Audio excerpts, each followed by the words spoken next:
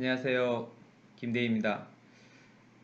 오늘은 체위 충격파에 대해서 잘못 알고 있는 것, 그리고 궁금하신 거에 대해서 제가 아는 선에서 설명해 드리도록 하겠습니다. 오늘 설명드릴 말씀은 제 개인적인 체위 충격파의 치료 원리에 기초하여 말씀드린 것이기 때문에 기존의 내용과 조금은 차이가 있을 수가 있습니다. 그렇지만은 제 치료가 기존 치료에 비해서 효과가 훨씬 더 낫다고 생각하기 때문에 이 치료에 기반을 해서 이해를 하시고 들어주신다면은 치료를 하시는 분이나 치료를 받는 분들에게 모두 유익한 정보가 될 것이라고 믿습니다. 우선은 먼저 의사 선생님들이나 환자분들이 많이 하시는 질문 몇 가지를 한번 살펴보도록 하겠습니다.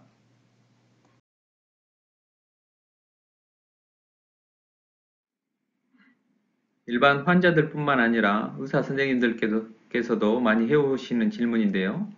첫 번째로 체외 충격파는 과연 효과가 있는 치료인가? 이에 대한 대답을 드리겠고요. 체외 충격파의 치료 원리는 무엇인가? 여기에 대해서는 제가 최근 출간하는 책에 기초하여 그 원리를 설명해 드리도록 하겠습니다. 치료를 받으신 분들이 가장 힘들어 하시는 것인데 체외 충격파를 하다 보면 많은 통증이 유발됩니다. 그럼 과연 체외 충격파는 이렇게 아프게 치료해야 하는 것인가에 대해서도 설명을 해드리도록 하겠습니다. 또한 체외 충격파의 적정한 치료 주기, 그리고 언제까지 치료를 받아야 할 것인가에 대해서 설명을 드리겠고요. 종종 물어보시는데 체외 충격파는 과연 석회를 깰 수 있나요? 여기에 대해서도 제가 설명을 드리도록 하겠습니다. 마지막으로 체외 충격파를 치료받을 때 운동이나 일을 해도 되는지 여기에 대해서 오늘 설명을 해드리도록 하겠습니다. 통증 치료에 가장 많이 사용되는 스테로이드 주사 및 프롤로 주사, 체외 충격파의 치료 원리를 살펴봄으로써 과연 체외 충격파가 다른 주사 치료와 비교하여 효과가 있을 만한 치료인가를 설명해 드리도록 하겠습니다. 이 그림은 우리 몸에 발생하는 여러 통증 중 근육에 의한 통증의 원인을 설명하기 위해서 제가 만든 그림입니다. 이 그림에서 보시면은 이렇게 이상이 있는 좌측에 힘줄이 붙는 자리에 표시를 해놨고요. 그런데 환자가 통증을 여기서 느끼고 있지만은 실제로 이상을 유발하는, 즉 통증의 원인이 되는 부위는 우측에 근육부에 이렇게 검게 표시된 근육부의 섬유성 변화를 표현한 것이고요. 이거를 다시 이렇게 모형으로, 만약 어떠한 줄에 무거운 물체가 매달려 있을 때 이 줄이 손상이 되고 끊어질 수 있는데 여기를 어떻게 치료해 줄 것인가에 대해서 설명을 해보고자 합니다.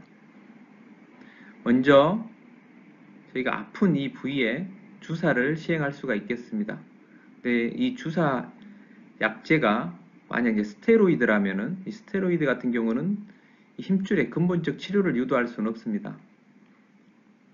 단순히 이렇게 아프지 않게, 즉 아픈 곳이 없는 것처럼 가려주는 효과만 있기 때문에 추후에 이 힘줄이 끊어질 수 있는 위험도가, 즉 주사에 의한 합병증이 발생할 수가 있는 것입니다.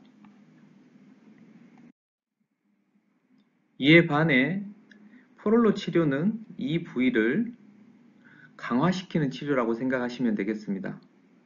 포롤로의 약제는 여러가지 약제가 사용이 되고 있는데요. 이 약제들을 일일이 제가 설명드릴 수는 없고, 이러한 약제를 사용하여 이렇게 손상이 된 이 부위에 주사 약제를 투입을 하게 됩니다. 그러게 되면은 정상 조직과는 다르지만 비슷한 섬유성 조직들이 이상 부위를 이렇게 둘러싸게 되고요. 이럼으로써 이 부위가 좀 더 강화되게 해주는 강화요법에 해당하겠습니다. 그렇다면 최충격파의 치료 원리는 무엇인지 설명을 해드리겠습니다. 앞에 두 치료가 이렇게 통증이 있었던 부위, 즉 손상이 있었던 부위에 치료를 시행하는 것이라고 하면은 최충격파는 근육에 통증을 유발시키는 원인 부위에 치료를 하는 것입니다. 즉 이렇게 섬유화가 발생하여 단축이 발생한 이 부위를 찾아서 최충격파를 치료를 하게 됩니다. 그렇게 되면은 근육의 단축이 완화가 되고 이로 인해서 장력이 감소하게 됩니다. 장력이 감소하게 되면은 통증 부위로 가는 장력이 감소하여 이런 자극 증상이 없어지기 때문에 통증이 감소하게 되는 것입니다. 또한 추가로 이와 같이 집중형 방식, 포커스 방식을 이용해서 이상 부위를 치료를 하게 되면은 이 부위에 삼출물을 제거할 수가 있고 또한 혈류 증가를 조장하여 프롤로와 같은 강화 치료의 효과를 낼 수가 있습니다. 이렇게 적절하게 방사형과 집중형을 사용해서 치료를 한다면 다른 주사요법보다 훨씬 더 근본적인 치료를 시행할 수가 있는 것입니다. 그렇다면 여태까지 치료했던 최충격파가 한계를 보였던 이유는 무엇일까요? 여기에 대해서 제가 한번 설명을 해드리도록 하겠습니다. 앞서 설명한 대로 이렇게 좌측에 힘줄 부위에 통증이 유발이 되었습니다. 이 원인은 우측의 근육의 섬유화에 의한 단축인데 과거의 치료는 이 아픈 부위, 이 부위에 최충격파를 가하게 되는데 과거에는 이 힘없는 사람이 그렇지 않아도 힘들어 죽겠는데 여기에 충격파를 가하기 때문에 이 부위가 오히려 더 아프고 더 힘들어진 그러한 역효과를 발휘하는 경우가 많았다고 생각이 듭니다. 제가 사용하는 최충격파 치료법은 기존 방식과는 오히려 반대로 이렇게 아픈 부위에 대해서는 치료를 하지 않거나 아니면 최소한의 치료만을 가하고요. 근육이 섬유화하여 짧아진 이 부위, 즉 이렇게 시꺼먼 나쁜 놈들에 대해서 최충격파를 가해서 장력을 감소시켜 줌으로써 원래 통증 부위에 가해지는 장력을 감소하게 하여 통증을 완화시키는 치료법이라 생각하시면 되겠습니다. 다음으로 최충격파의 적정 주기와 언제까지 치료할 것인가에 대해 설명을 드리면 최충격파의 적정 주기는 사실 의사에 따라 다를 수가 있습니다. 그리고 환자의 건강 상태에 따라 다를 수가 있고요. 저 같은 경우는 일반적인 환자의 경우 3일 내지 4일 간격으로 최충격파를 시행을 하고 있습니다. 하지만 매우 운동을 좋아하시거나 일을 빨리 복직을 해야 되는 환자분들 같은 경우에 그 주기를 조금 더 짧게 가져가면서 치료를 좀 더 빨리 하려고 하고 있는데요. 그 경우는 2일 간격으로 치료를 시행을 하고 있고요. 최충격파의 가장 큰 장점 중에 하나가 큰 부작용이 없는 치료이기 때문에 이렇게 여러 번 치료를 받더라도 크게 문제는 발생하지가 않습니다. 단 그런 가성비를 따졌을 때 적정한 치료 주기는 개인적인 생각으로 3일 정도가 가장 적당한 치료 주기인 것 같습니다. 그럼 언제까지 치료를 받아야 되는지에 대해서 생각을 해보시면은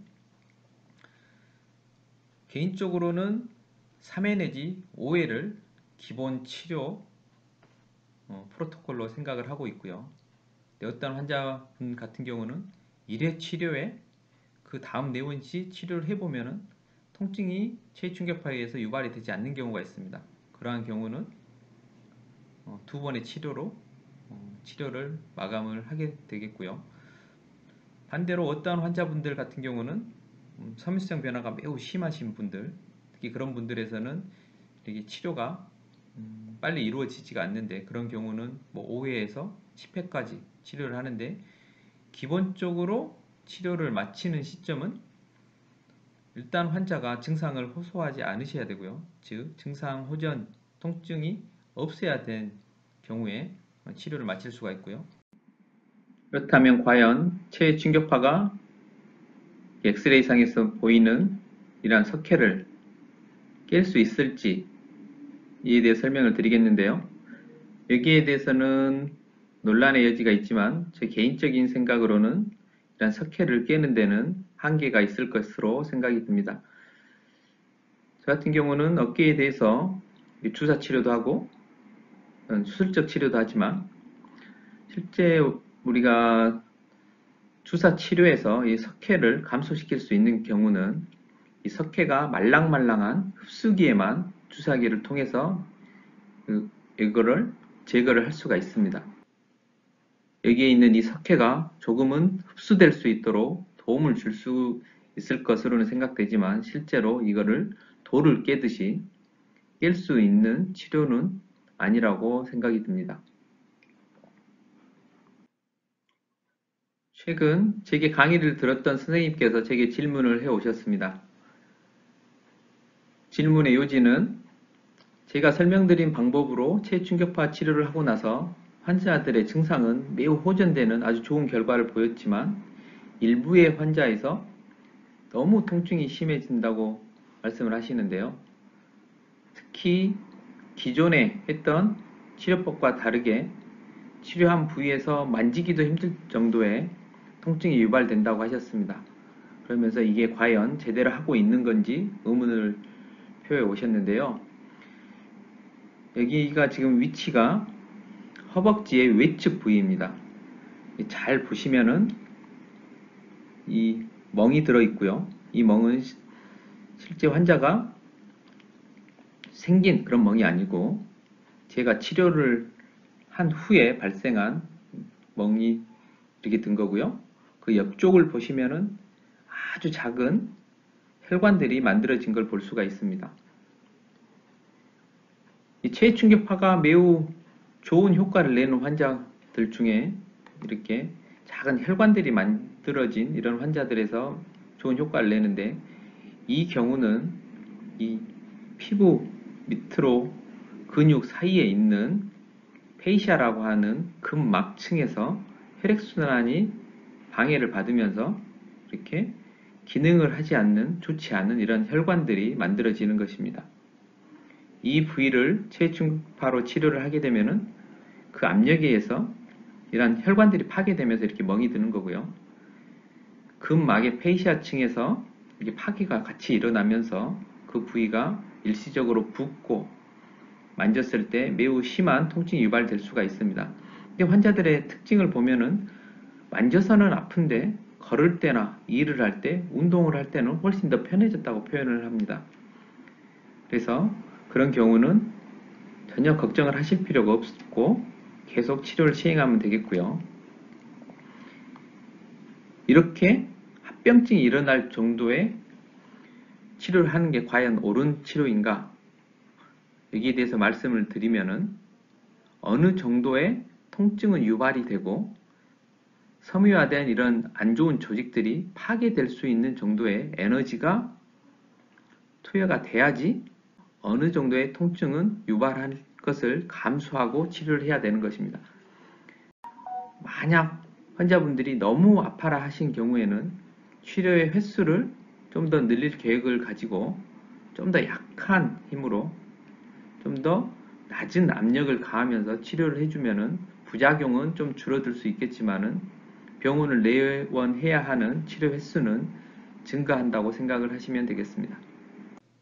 마지막 질문으로 체충격파를 하는 동안 운동을 또는 일을 해도 되는지 환자들이 많이 여쭤보십니다. 대부분의 많은 병원들에서는 통증이 있을 때 쉬어야 된다 하시면서 어떤 경우는 깁스를 해서 환자가 움직이지 못하도록 이렇게 처치를 하시는 경우도 있습니다. 근데 저는 체충격파를 하는 동안에 적당한 운동은 오히려 치료 효과를 상승시키는 효과가 있다고 생각을 합니다. 이거는 제 개인적인 생각뿐만 아니라 몇몇 논문에서 그 결과가 운동을 하는 경우 더 좋은 것으로 발표가 되고 있습니다. 저도 직접 치료를 해보면은 실제 운동을 조금씩 하시면서 치료를 하는 경우가 좀 더 치료 결과가 좋은 것 같고요. 그래서 저는 개인적으로 환자분들한테 말씀드리기를 운동을 하셔도 되는데 평상시 내가 했던 운동량의 50% 정도만 운동을 하십시오 이렇게 말씀을 드리고요.